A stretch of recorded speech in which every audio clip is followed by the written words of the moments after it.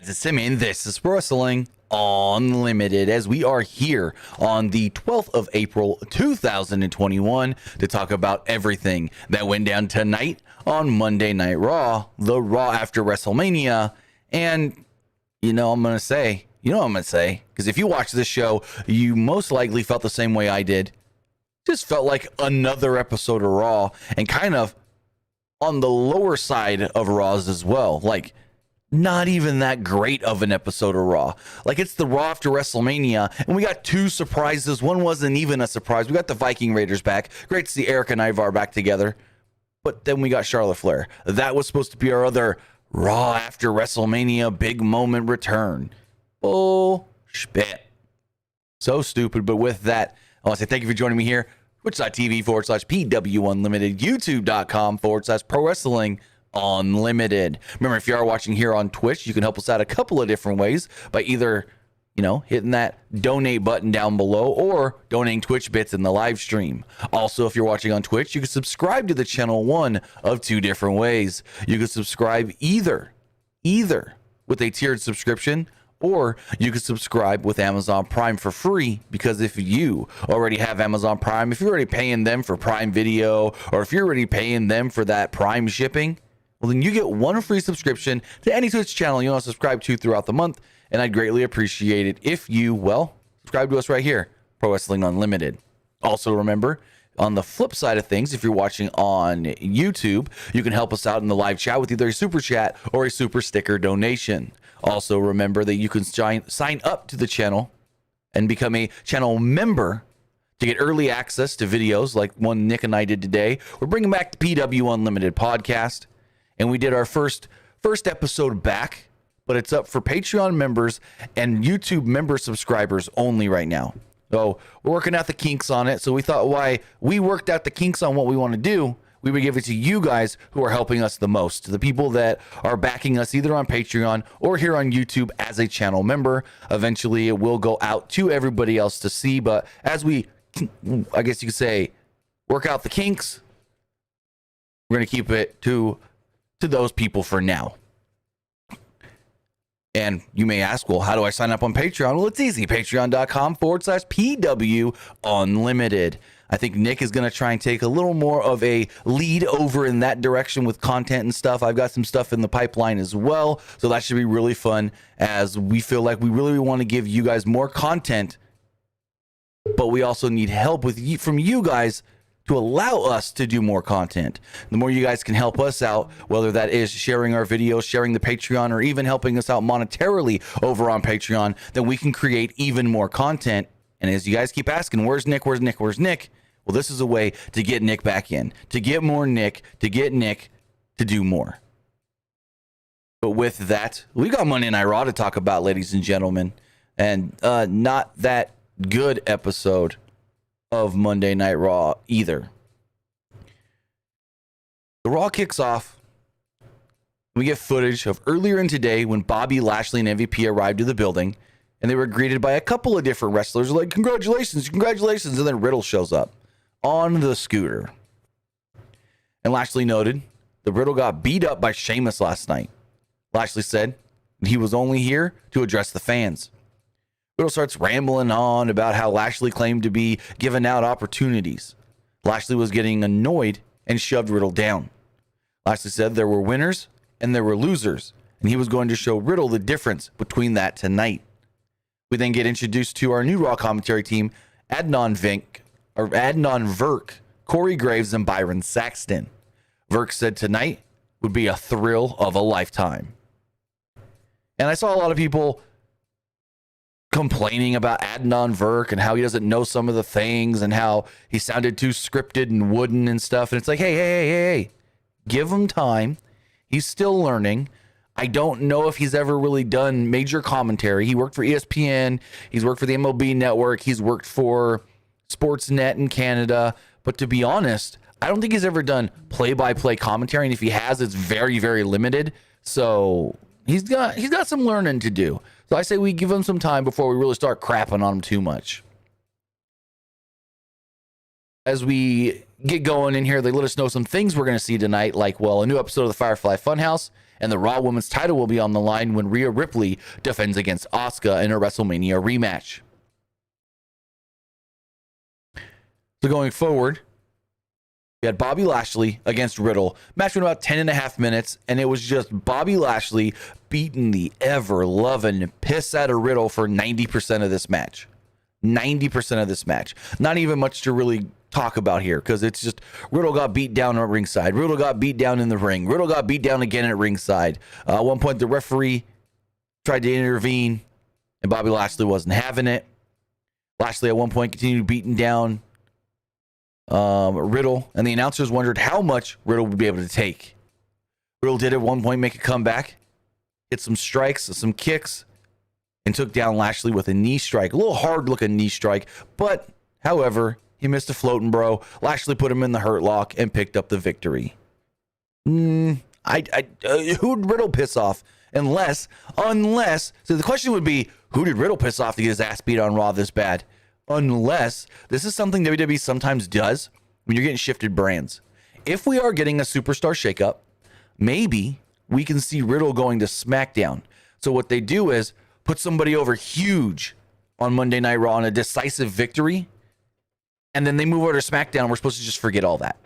They could start over fresh over there. So maybe, I don't know if that's the case, but that was one thing that came to mind, because getting beat this decisively by Bobby Lashley, Riddle that is, it has to make me feel, or it made me feel like a change is a-coming for Riddle. So going forward, Kevin Patrick interviewed the women's champion Rhea Ripley, the new women's champion Rhea Ripley.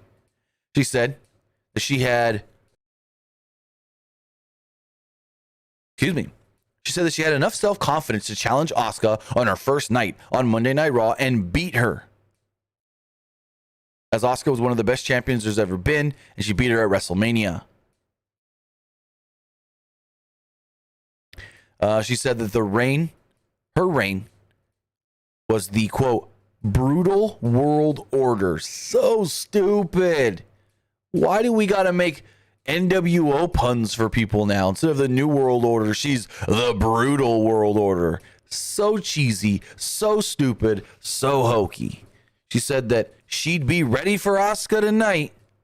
It sounded so wooden and so over-scripted. Like, she worked on that thing. She memorized that. Like, it literally sounded like she probably read that for a half hour straight. It was that, I guess you could say, perfectly delivered lines. So next up, we got the return of the Viking Raiders, Eric and Ivar.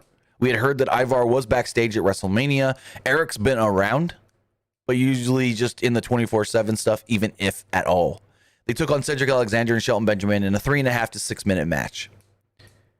And Alexander and Benjamin didn't even get entrances. And I forgot to mention, they changed up the Thunderdome a little bit.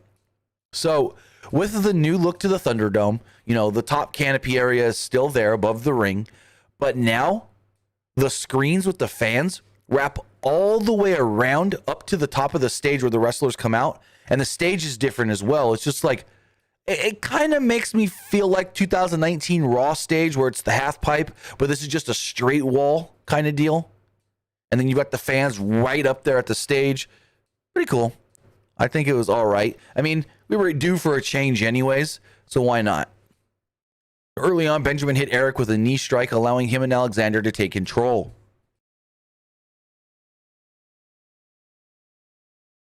Benjamin hit an angle slam for a near fall. Eric eventually came back with a knee strike on Alexander. Ivar made the hot tag, and he hammered away on Benjamin before hitting a shoulder tackle, a crossbody, and a seated senton. Ivar knocked down both opponents with a double clothesline. Eric tagged in, and the Raiders gave Alexander the Viking experience to pick up the victory. So Eric and Ivar are back, trying to think, the Raw Tag Team Champions are supposed to be heels who we didn't even see. We didn't even see the new Raw Tag Team Champions tonight.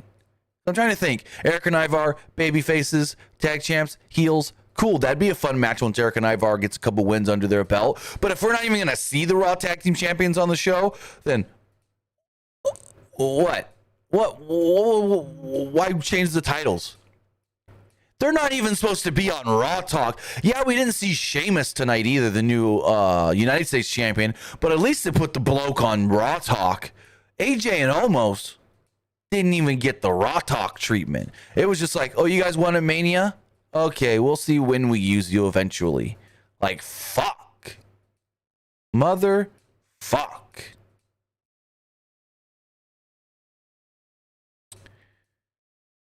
Cincinnati says, I thought the Rhea New World Order line was cool.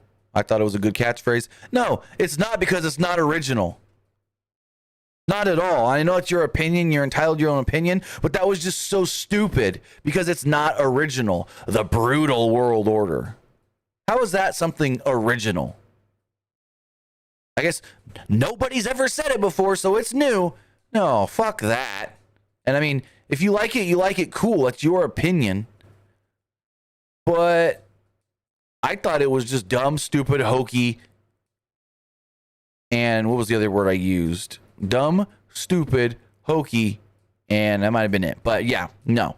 I didn't like it one bit. Also, guys, remember, if you want to be part of the show, you can do so by texting in to 510-906-1341. Again, that number is 510-906-1341. We will be taking your text messages. No calls tonight, though. We already have quite a few text messages, so that should be fun later. So, Kevin Patrick interviewed Asuka backstage before her title match. She said Ripley took the fight to her last night, but tonight it was her turn. She said losing was a nightmare, but she was ready for Ripley and would once again become the champion. Asuka had a lot of passion and fire in this promo, so this was good. I thought this was good. Nothing cheesy. It was just like, give Asuka some lines and let her recite them.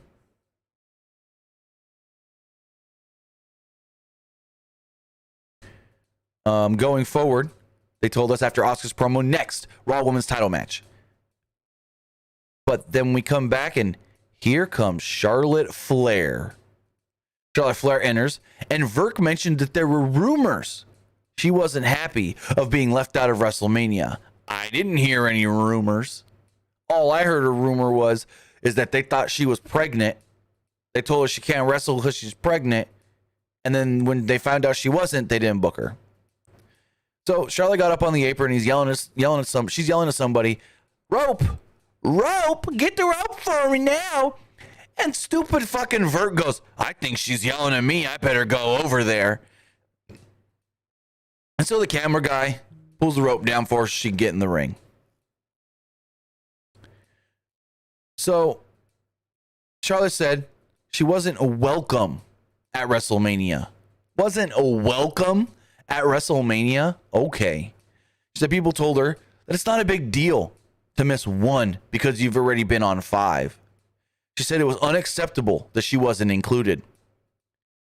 She said it wasn't her fault that Asuka needed a new tag partner, that Ric Flair made an ass of himself on Legends Night, or that Lacey Evans got pregnant, meaning she couldn't kick her ass at Mania. That's right, Andrew. I said cheesy. Thank you.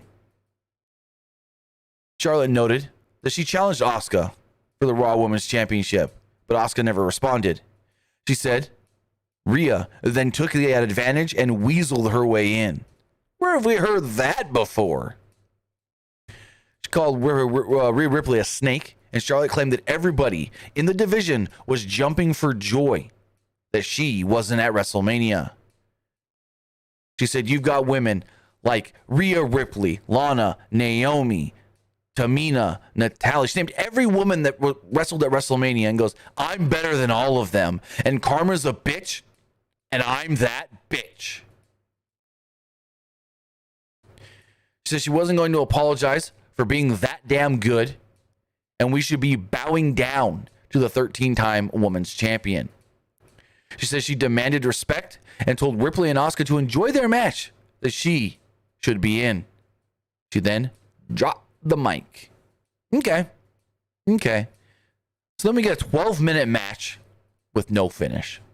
No real finish. I mean, the Mania match was better. What do you think? You know, the Mania match, of course, is going to be better than the match on Monday Night Raw most of the time.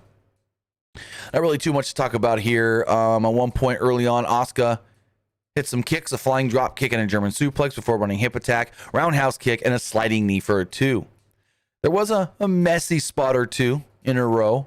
Ripley wanted to get Asuka up in an electric chair position from the mat, but she couldn't even really get up from it, and they kind of fell. They tried another spot where Rhea basically hit a Samoan drop, but that didn't seem like it was the plan, as she lifted her up and then just kind of went right back down with it. And Corey Graves tried to save it, going, hey, these two women had a battle last night at WrestleMania. You can tell that it took a toll on them and they're still tired. Corey Graves, that's a pro. I do like how Corey is really good at thinking on the fly. And when wrestlers mess up in a match, he's really good at covering, or at least doing his best to cover. So I do like that with Corey Graves. At one point, where was I? Ripley finally did slam Asuka and got a 2 count off of it. Asuka gave Ripley a DDT on the apron, and Charlotte Flair would fly in and attack both women to cause a DQ. Cause a fucking DQ after the match went almost 12 minutes. So she beats them both down, and then she walks off, and that's it. Like, really? So I believe that Asuka's still involved here. Of course, Rhea's the champion. We're getting triple threat. So Miz and Morrison were shown, and they were sauntering on backstage before Miz greeted his wife. Like, why is Miz walking around just with John? Like, they just entered the building, but his wife's already there, not with him? That made no sense. You would think all three would be entering together. Like, I bet you they drove to the venue together. And then Morrison goes, oh, what is she doing here? Miz goes, well, obviously, she's our guest on Miz TV tonight. And Morrison's like, oh, so fun. He seemed annoyed as fuck that Maurice was there. From the back, Shayna Baszler and Nia Jax were watching Mandy Rose slip on her butt at WrestleMania. And I'm really surprised there was no my whole joke here. They were very amused. They kept rewinding it. Rose then jumped in, and Jax told Baszler, I can handle this. Baszler left. Rose admitted that it was very embarrassing, but also funny at the same time, because she's got a sense of humor and can make fun of herself. She said it was funny how things happen, and some things happen when you least expect it.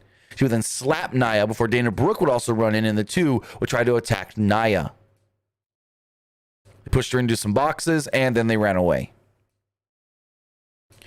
Going forward, we got Alexa's Playground.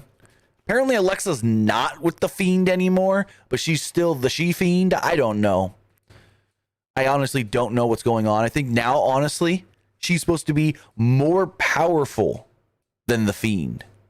That's the way this came off, because she's like, I was taken in by the darkness, but the darkness taught me everything it knows, and I know more, or something like that. I'm like, okay. She also said, I want to introduce you to my new friend, Lily. She has her own puppet now, with pigtails and some weird teeth. And then the segment ended with a CG version of the puppet, and it snarled. What the fuck? What? I don't even know what to say. I just don't know what to say. So let me go to Miz and Mrs. No, they talked about Miz and Mrs. and Miz TV. So Miz said he was still the most must-see superstar in all of WWE. Maurice was on to plug their show Miz and Mrs.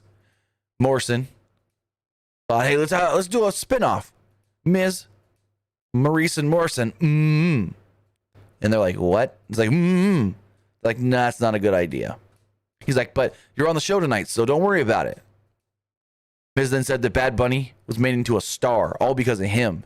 He showed pictures of Bad Bunny giving him and Morrison, Bad Bunny and Priest giving him and Morrison a Falcon Arrow before wiping them out with a dive.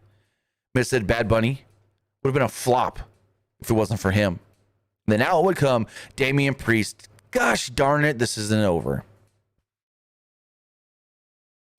Priest came out, and even he didn't want to take credit for Bad Bunny's performance, saying that Bad Bunny did what he did on his own. Priest said that Miz was trying to save face, but reminded him that Bad Bunny beat him.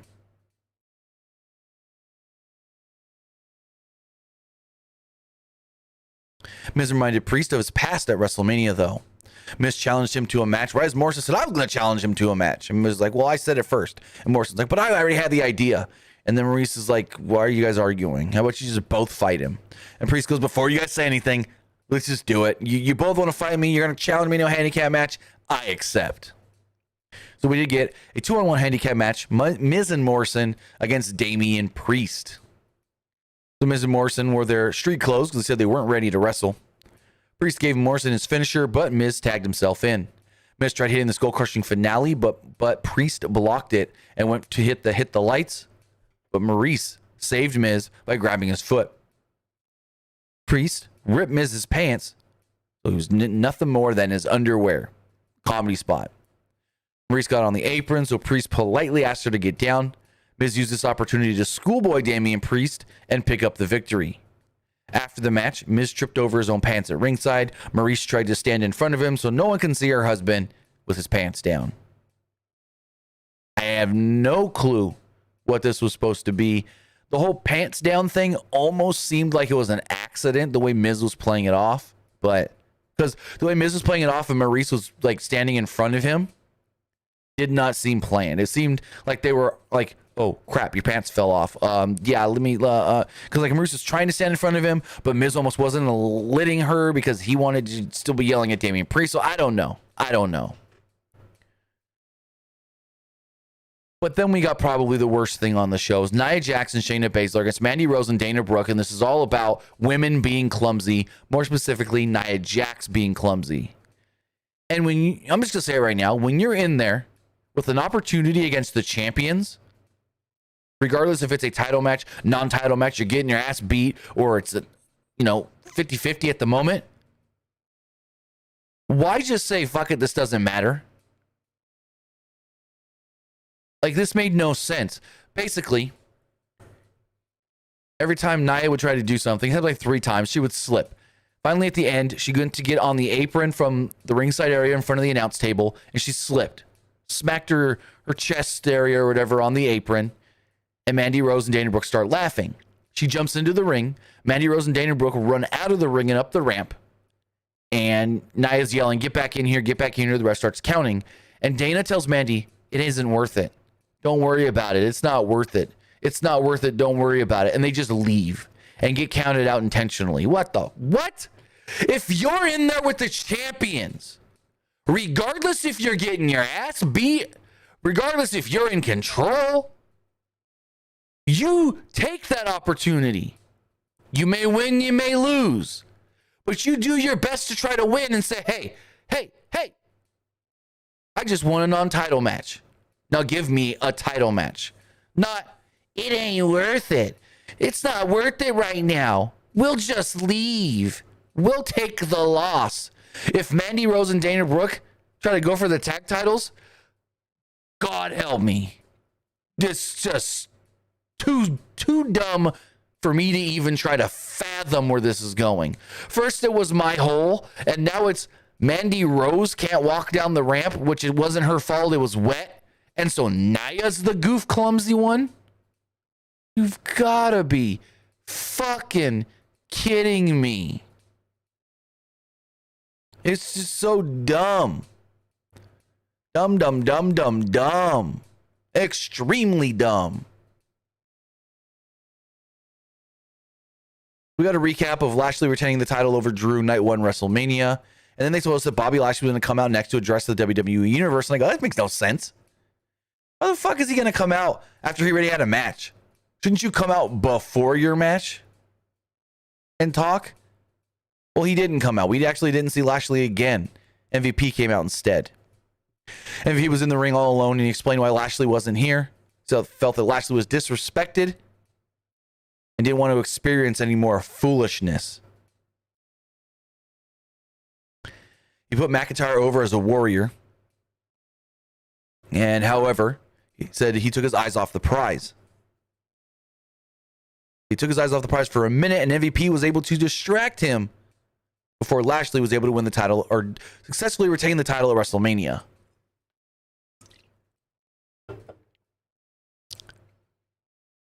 Where was I? He said that MVP, that is, wanted Lashley's head to be as big as possible because he would get his rematch and would knock Lashley off his pedestal. Wait. Oh, okay. I skipped a paragraph here. I apologize. McIntyre came out. He said that he wanted Lashley's head to get as big as possible. He wanted Lashley to get an ego about himself because it'll mean even more once he defeats him to regain the title. Braun Strowman would interrupt and said, hey, I won my match at WrestleMania. I'm back in line. I want a shot at the title. Before Randy Orton would then make his way out to the ring. He said, The Fiend and Alexa Bliss are finished as far as I'm concerned. Now, I want to go for the title.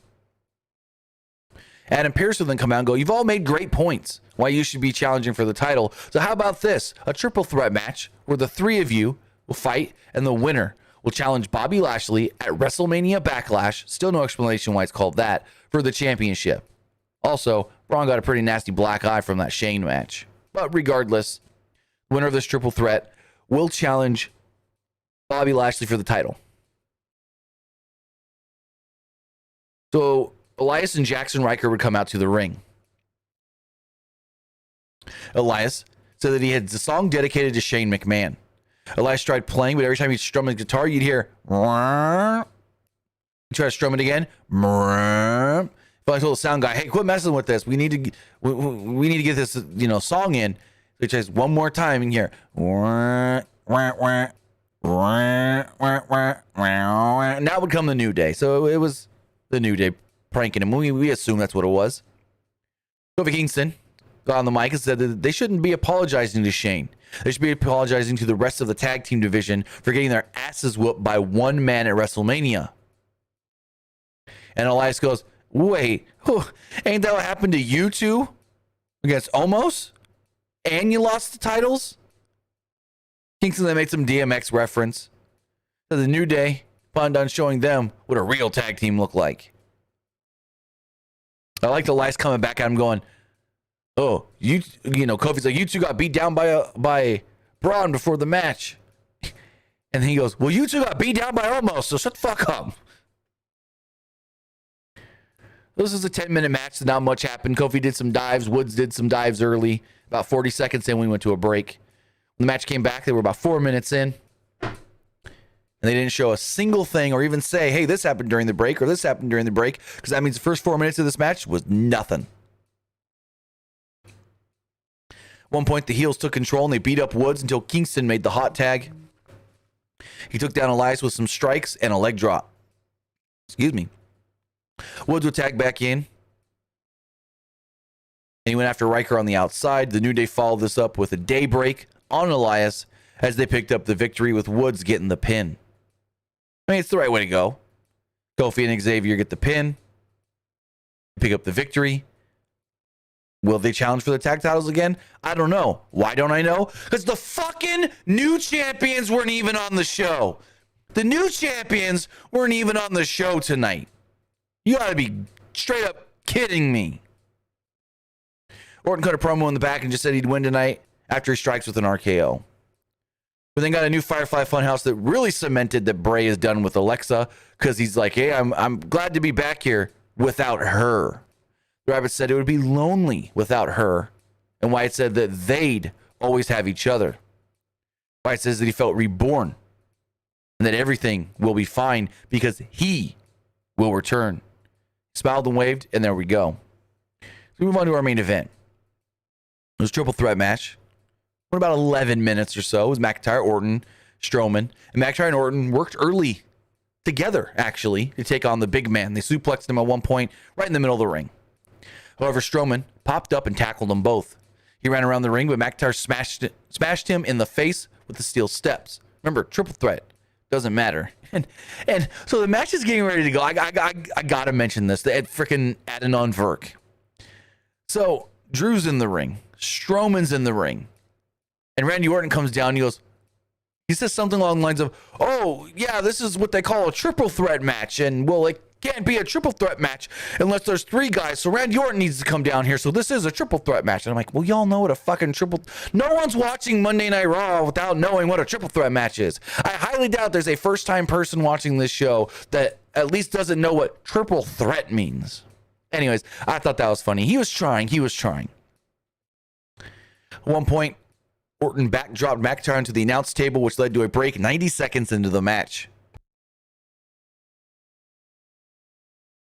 Apparently, nothing happened during this 4-minute break because they told us nothing and showed us nothing. McIntyre hit Orton with a clothesline and an overhead suplex, but Strowman ran him over with a boot. Strowman charged at Orton in the corner, but ran into a neck breaker by McIntyre. Orton and McIntyre fought on the outside until Orton chucked him over the announce desk. Strowman ran over Orton before nailing both men with steel steps. As Strowman entered the ring, Orton cut him off with a draping DDT. Finish of the match came down to where Orton gave Strowman an RKO, but McIntyre broke up the cover by giving Orton a Claymore. McIntyre then pinned Orton to become the #1 contender. McIntyre wins. He will now move on to challenge Lashley for the title at WrestleMania Backlash. So then this music plays, and I'm like, oh, okay, is this MVP? I wasn't quite sure who this music was. And I'm like, I think this is MVP, and it was MVP. So I'm like, okay, MVP, top of the stage, by himself. Drew turned around, there's Bobby. Drew turned around, and it wasn't Bobby. It was actually T-Bar and Mace, still in their Retribution gear, helping out MVP, attacking Drew McIntyre. Graves wondered if MVP had something to do with this, and of course, Corey, he did. They ain't just coming out here on their own. No, MVP ain't gonna cause that distraction for T-Bar and Mace to come out and do, like, no. Of course he has something to do with this, but now the big question is, are T-Bar and Mace part of Retribution? Not Retribution, the Hurt Business? Did we really lose Shelton and Cedric in the Hurt Business for T-Bar and Mace? I hope not. I certainly damn near hope not. But with that, they jumped out of the ring after attacking Drew. Cool little visual of them looking huge at the bottom of the ramp. And as you look up the ramp, there's MVP at the top with like a look of approval on his face. But with that, guys, that was Monday Night Raw. The Raw after WrestleMania, a pretty lackluster show. They thought they had some big surprises and angles, but none of them really hit.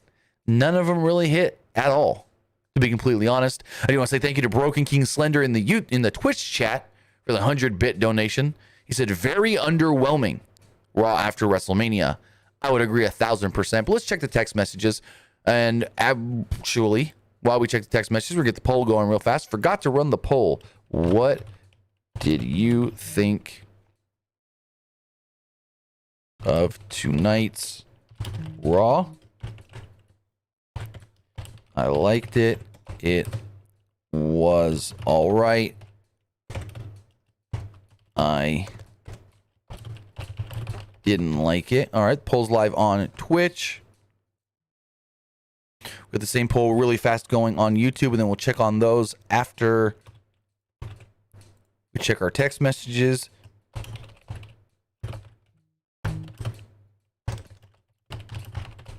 So, all right. I didn't like it. All right. Hit those polls up at the top of the chats, Twitch and YouTube, as I read these text messages. Actually got quite a few of them tonight. Versus says, who do you think deserves to be Mr. and Mrs. Money in the Bank? That's a tough one. As far as the women go, Bailey. I can see Bailey doing it, winning it again. As far as the men go, that's really hard.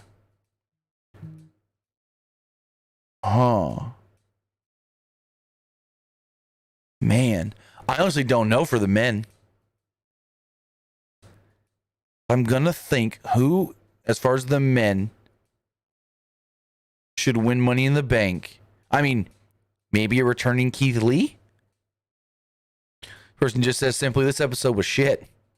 No call-ups at all. Do you think there'll be any on SmackDown? Possibly. I've heard a couple names. I talked about them over the weekend.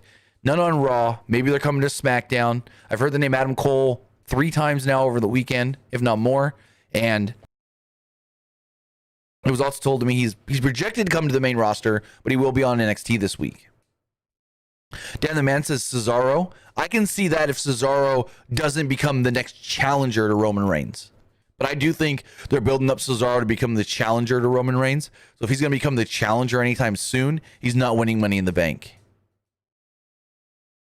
Person says, when do you think they split Nia and Shayna, Miz and Morrison? I feel like it could be soon. Well, the Miz and Morrison thing was very interesting tonight because Morrison kept seeming like he was getting annoyed and jealous that Maurice was there. That could be coming soon. As far as Nia and Shayna, who knows? They work well together. Person says, is Matt Riddle becoming a jobber? Sure, looks like it, unless they're moving him to SmackDown, because they do that sometimes. They just beat the piss out of somebody, and then they move him to the other brand and go, look at this guy getting a bunch of wins. You're supposed to forget about what happened to him over the last month on the other brand. This is maybe an unpopular opinion, but I'm starting to get sick of Drew. Why? Give me more explanation on that. There's Mason T-Bar joining Hurt Business. Well, also, it looks like.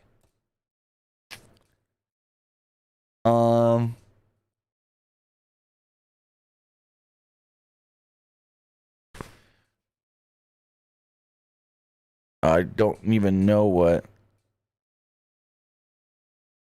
that is about. This person says maybe it's called WrestleMania Backlash because this is the lead up after WrestleMania. Well, then why isn't the pay-per-view after WrestleMania ever called WrestleMania? Ad name here. They've never done it before. It's just dumb. Just call it Backlash. Is it just me, or has the Raw after Mania been less interesting without the fans? It doesn't matter if there are fans there or not tonight, because nothing big that was a WrestleMania after Raw type of thing happened. I mean, we got the Viking Raiders back, and Charlotte caused crap to happen at the end of the women's title match, and then T-Bar and Mace. That was supposed to be their big angle for the night. Says, do you think SmackDown will be bad like Raw tonight? Too hard to tell. I have no clue. Says, I think Vince needs to be banned from creative and let the writers do their thing. The show will be bad. Well, the show was bad. I don't know. People say it all the time. Get Vince out of there. Get Vince out of there. But how do we know for sure that the show will even be better without Vince? What if, and I'm not trying to stick up for Vince McMahon, what if for some reason Vince finally says, I'm done, and the show gets worse? Just saying.